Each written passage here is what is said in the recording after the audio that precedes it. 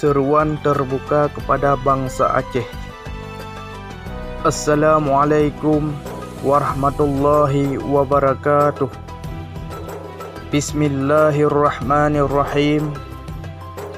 Dengan hormatnya, saya selaku Perdana Menteri Aceh Darussalam menyerukan kepada seluruh bangsa Aceh di mana saja berada,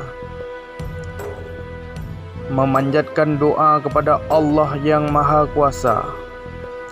Semoga negara-negara sahabat Aceh di masa lampau terbuka hati untuk menjalin kembali hubungan diplomatik dan memberi pengakuan kepada Aceh sebagai negara merdeka dan berdaulat.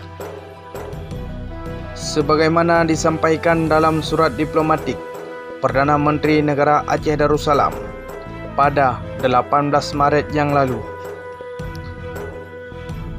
Dengan upaya hubungan diplomatik ini, kita elakkan untuk berperang menggunakan senjata melawan Indonesia demi menyelamatkan dari korban harta dan nyawa bangsa Aceh. Semoga Allah merahmati dan merezai perjuangan diplomatik yang tengah kita bangun ini.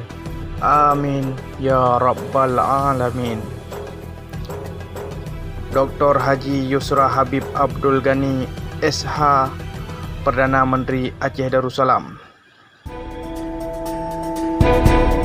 Demikianlah seruan terbuka kepada seluruh bangsa Aceh bansigam dunia untuk sentiasa berdoa kepada Allah Azza wa Jalla.